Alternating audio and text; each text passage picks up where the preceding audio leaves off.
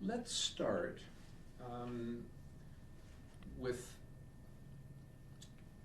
traveling to Ottawa for that patriation conference, whatever we want to call it. What were Alberta's expectations?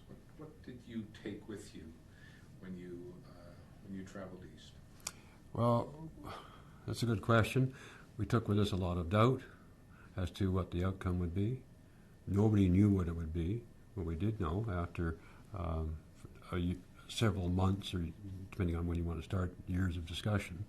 But following the Supreme Court decision, it was clear that the Government of Canada was more or less required to have one final conference.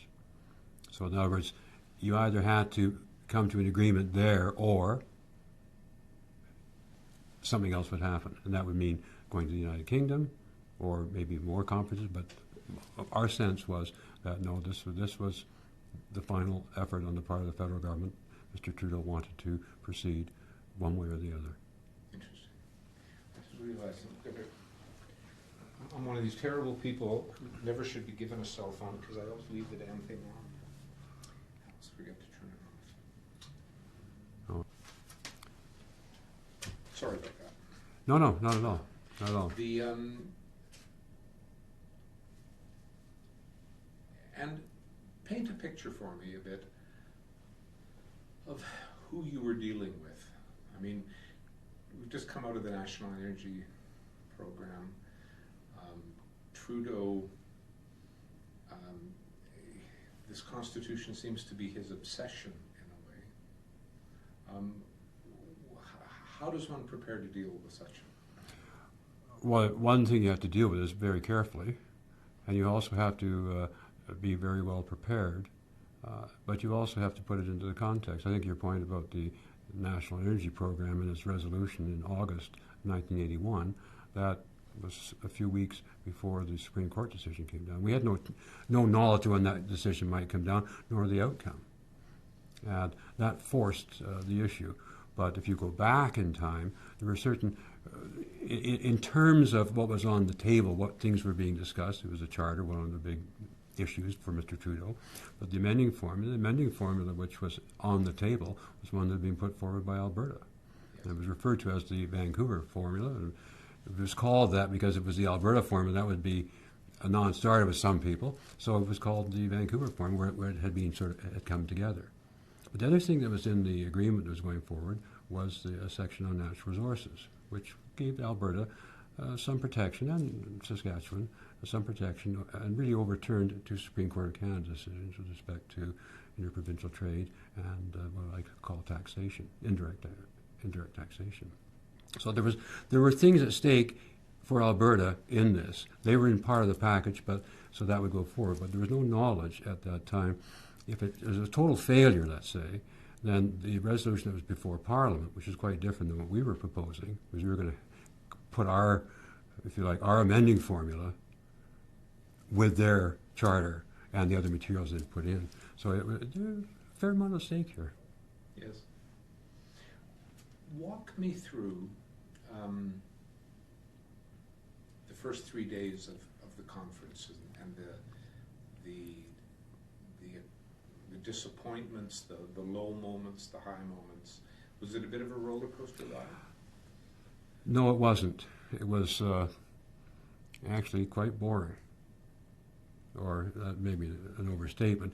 The fact of the matter is that having been in a lot of these negotiations up to this point, there was very little going on.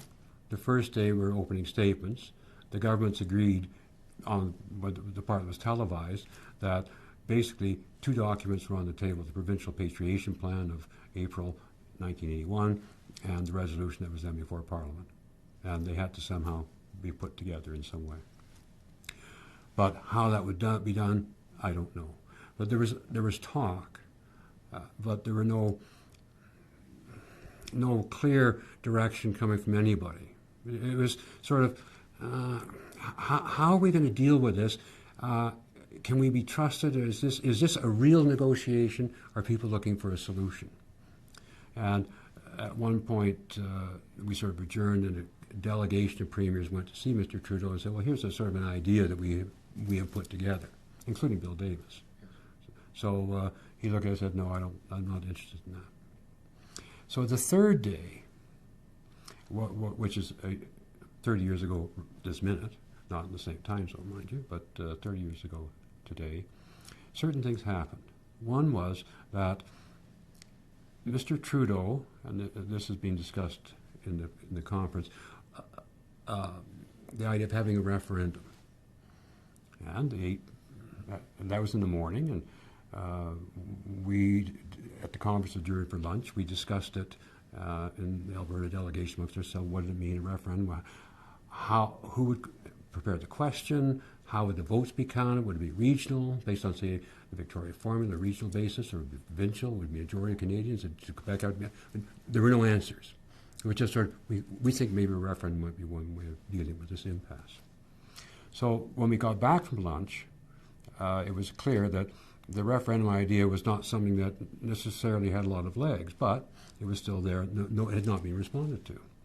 So there was a recess. Well, the 8 premiers, the group of 8, they met to talk about what the response would be. And it was clear that they were not in favor of this. So when we came back, Mr. Trudeau went around the table. He started with Mr. Lougheed, went around and ended with Premier Levac. So they all said, no, we don't like it, we don't like it. But Mr. Levac said, yeah, I think I can live with that. I think I can work with that. Now, he, of course, had a referendum, so, I mean, he was experienced in that. The other, not even the federal government hadn't had one. So that came as a surprise. That created a schism or some distress amongst the group of 8, because that's not what they had agreed to. So that was one thing. But then later in the day, as the afternoon proceeded, it was clear that we were not sort of moving things along. However, and this is important, there were certain signals. I'll give you 3. One, Mr. Trudeau had said he could see where there might be some value in having, he could agree with possibly with the notwithstanding clause in the Constitution, but for fundamental, for legal rights and equality rights. At one point, Mr. Davis said, yeah, well, Mr. Levac, you've given up your veto. I think I can see where Ontario could give up its veto. The third one was Premier Bennett of British Columbia saying, I can see where minority language education rights could be protected. Now, these are signals.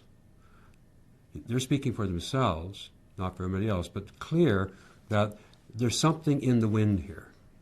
And you could just say, wait a minute, the clock is winding down. Here's some slight movement. So, but later in the afternoon, Mr. Levac said, you know, we've had a good attempt at this. I think we should adjourn and go down and talk to the cameras and say, well, you know, we tried, but we were unsuccessful. And I recall Premier Davis saying, you know, Renee, we can't do that. We've got more time we need more time to think about this, and you don't know what's going to happen overnight, which was rather prophetic at that time. And Mr. Levac's reason for going is the National Assembly was going to reconvene the next day, and he wanted to be there for the opening. Anyway, he decided to stay, and so then the events took place later that evening. But there were signs in the wind. Now, tell me about the events that evening. What was your role? Well, my role was, actually it was quite interesting, because at the end of the conference, Premiers Peckford and Blakeney had chatted about a document that Premier Peckford had sort of penned, and they'd spoken to Premier Lougheed to show it to him, and so I was told to go to Mr. Blakeney's suite, and it was about 9 o'clock, to go over there and to look at this Peckford document and see where we were on it. So he showed me the document and what was in it, and so I said, well, you know, what's our position? He gave me our position, or Alberta's position. So I presented it, and the first group of people were 5 civil servants, 2 from Newfoundland, 1 from British Columbia, 1 from Alberta, 1 from Saskatchewan.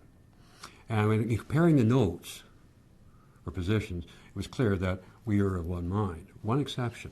For the notwithstanding clause, Premier Lougheed wanted to have legal rights, fundamental freedoms in there, which is Article 2 of the Charter. And so when Mr. Blakeney saw that, he had seen that there was consensus here, he said, well, Peter, you better talk to, I want you to talk to Premier Law. Mr. Trudeau had said only equality rights and legal rights, not fundamental freedoms. That's going to be a deal breaker. So he said, so I called Mr. Lougheed, woke him up, and he said, no, that's our position. No, Mr. Trudeau can respond to it tomorrow, but that's Alberta's position. And so I said, fine. And he said, don't call me back. So I reported to Mr. Blakeney, and he said, okay, fine, we'll leave it in. And if you fast forward the next day, when there was this discussion on the notwithstanding clause, he didn't raise it. But what he did say is, could you accept a 5-year limitation as opposed to an indefinite limitation?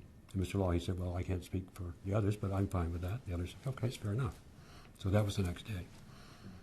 So following this consensus, Mr. Blakeney said, this is great. He started to call the other premiers to get them in the room to see it and say or ministers, what they would say. Now, what we didn't know in Alberta, there had been this dialogue earlier in the day between Mr. Chrétien, Mr. McMurtry, and Mr. Romano, the so-called kitchen trio. And we didn't know anything about that. So we had to reach the agreement on a draft, things like that, was being put together. So when I went back to the hotel and didn't wake him up, the Premier up, so I reported him the next day. So he had no knowledge of what had gone on that night, other than my one phone call. So when he got the agreement, he said, okay, I can live with that. And then the next day, which is November the 5th, that's when the final meeting took place. And when Mr. Levesque found out about it for the first time. And Mr. Lloyd stayed behind the group of 8 premiers to talk to Mr. Levesque about that. And I don't know what they actually said to each other, but no one else was in the room. But it struck me that they talked, well, okay, Randy, what can you do? I mean, can you come on board? But that never took place. It's interesting. Mr. Buchanan was saying this morning that he always held out hope for that Mr. Levesque would in some way be able to come to terms. Did you feel that, or did you think that the Quebec agenda was pretty set? Well, I think the answers to both your questions is yes. I think people wanted it to be unanimous. They wanted people to agree. But I don't think Mr. Levesque could. And one of the concerns he had, and this was a political decision on his part, in April of 1981, that he agreed to give up the veto. Now, Quebec had always had a veto, well, although the courts later said they didn't. But if you go back, for example, to the Victoria Charter in 1971, it was agreed to by all the First Ministers. They're going to go back. Quebec got back home, and Mr. Brass said, we can't agree with it. I was at that conference, and I helped to put the stuff together and go over the text. But the thing is that I thought, we've got a winner here, but not so. So could he do it? Could a separatist? That's the difficulty that he faced. And what could he bring home and say, this is what I've accomplished for Quebec? It was very difficult for him. So I think it was just not going to happen. Now maybe, and this didn't occur, maybe if they said, well, let's take a little time for breathing room and take a look at what might work in the future. What else can we do? What can you add to it? It did not occur. But partly didn't occur because Mr. Trudeau said, this is our one meeting, and we're not going to continue the dialogue. Because if you start to add things, then he's going to say you're going to go right back to where we were in September 1980. So that's a non-starter. Yeah, it's and I guess in the subsequent days, Mr. Levesque's anger and the anger in Quebec, did that temper the accomplishment of what had been done, or did one just accept that as inevitable? Well, I think it would. I wouldn't say it was inevitable. I think it's a disappointment. because one of the things that, of course, was made clear to us was that the government, the Prime Minister was from Quebec, the Minister of Justice was from Quebec. They had 70 plus MPs from Quebec, so they felt they could be speaking not for the government of Quebec, but certainly for the people of Quebec. So that there was a degree, in their minds, it was legitimate. Because, they were the ones that were driving this program. It wasn't coming from somebody else. And so in that sense, there had been sort of an assurance, well, they did speak in part for the people of Quebec, because they had elected them, and as a result, disappointment, yes, but and there were attempts to get Quebec on side. There's a couple of changes added to the draft after the fact. One is a compensation clause in the amending formula, and the other is Section 59 of the Constitution Act, which has to do with language rights, which gives Quebec, one section won't kick in until Quebec agrees, until the National Assembly agrees to it. So, there was this attempt to find some common ground, but it was insufficient. But in other words, it didn't end that day. There were these sidebar conversations, which also had to be run by the premiers after the fact. They say, are these changes okay? Oh, yes. They were quite happy to do it. Was that enough? It turned out not to be enough. Yeah. What was your sense of watching how things unfolded? Your sense of Mr. Trudeau. Why did this seem to mean so much to him, this Constitution? That's a great question. I watched the Constitutional Conference of 1968 when Mr. Trudeau was Minister of Justice. He became Prime Minister a few weeks later, but he Minister of Justice. And he and Daniel Johnson were at each other. And he wanted a Charter of Rights. But the question, who speaks for Quebec? This was just riveting debate between these two leaders, one of which had yet to become Prime Minister. So fast forward.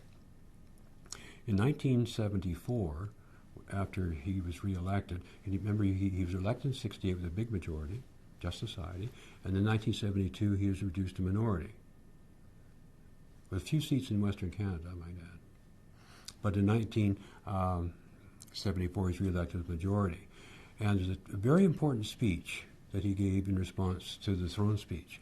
And he said he would like to ensure that the life of this Parliament, which is 5 years, that the Constitution is patriated. So he set out this objective. He was going to do it in that 5-year period. And there were constitutional discussions that went on. And indeed, he sent one letter to the premiers. Here's some ideas of some constitutional changes. The amending formula that I prefer is the one that was agreed to in Victoria. And oh, by the way, if we can't get agreement, we think we can go to London unilaterally. So he had signaled in 1976 that this was a possibility. And at that time, as Deputy Minister, we looked at the get a legal opinion. Can he do that? Well, the result was yes, he can. And then if you go around 1979, one of the things that changed was, of course, and one of the reasons he was targeted to talk about the Constitution was the growing sentiment amongst the populace in Quebec for the PQ. And he was concerned about this. So he said, we got to move on this. Well, as time moved on, the PQ were elected, and that changed the dynamics. 1977 was the year there were no First Minister's Conference, no discussions, while he sort of recalibrated and released a time for action and a Bill C-60, a draft constitution. So discussions started again. But as these discussions started, the clock started to wind down on his mandate. Whereas Mr. Levesque's mandate he was ahead of him. And the rest is history, because he was defeated in 1979.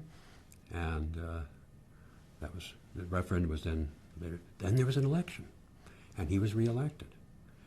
This time, he was ahead of Mr. Levesque's schedule, and Mr. Levesque had to debate him in the referendum.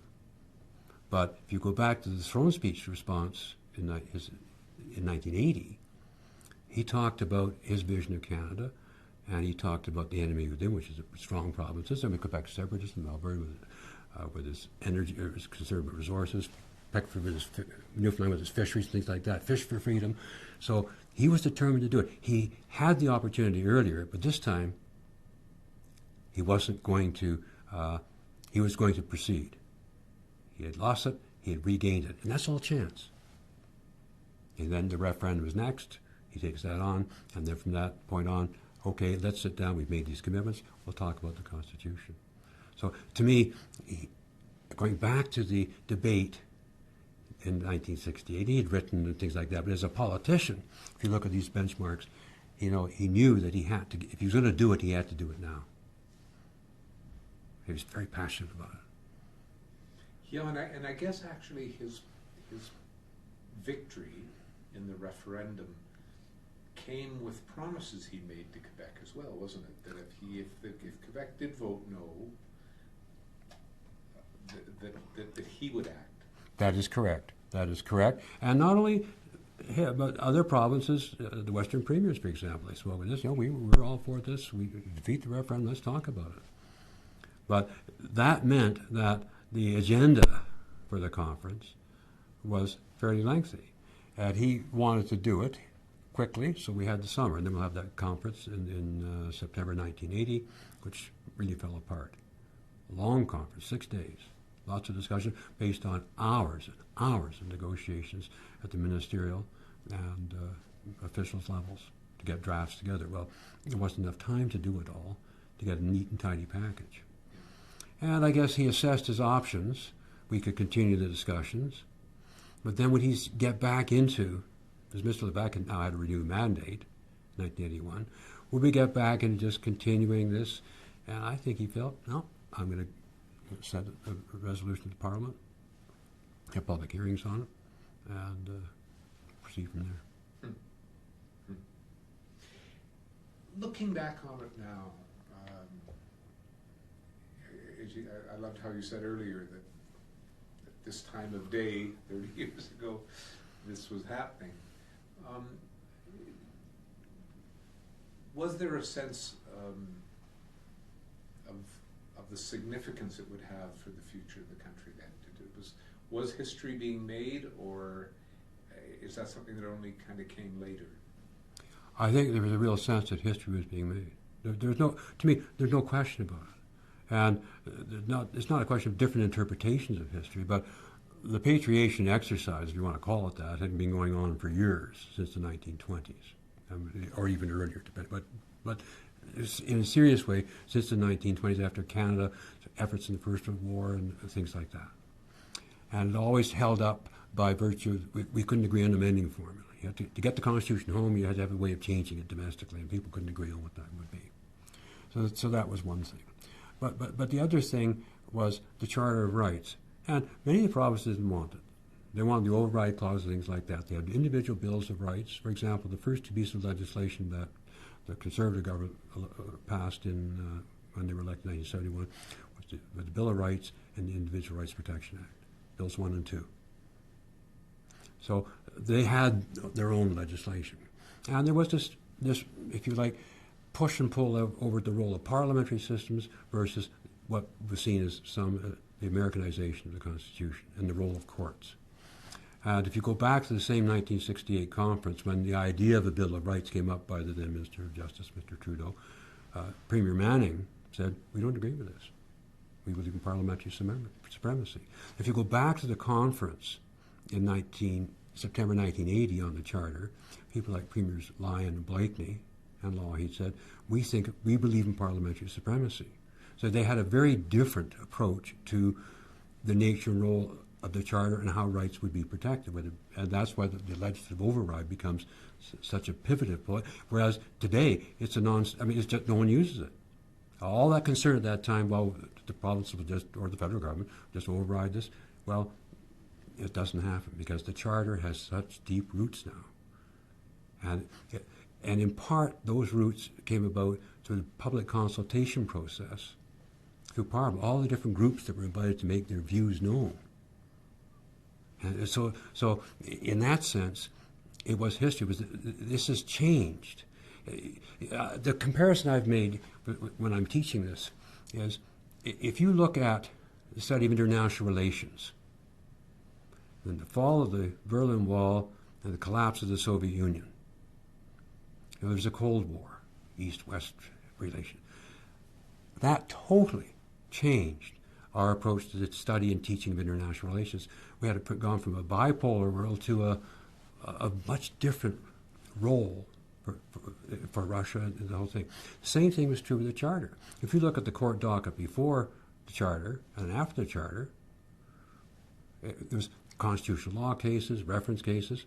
The Charter takes up most of the court's airtime today. Moreover, when you consider every lawyer in Canada who argues before the courts, they had to learn about the Charter. And this was, in many respects, an adventure. They had to go back to school.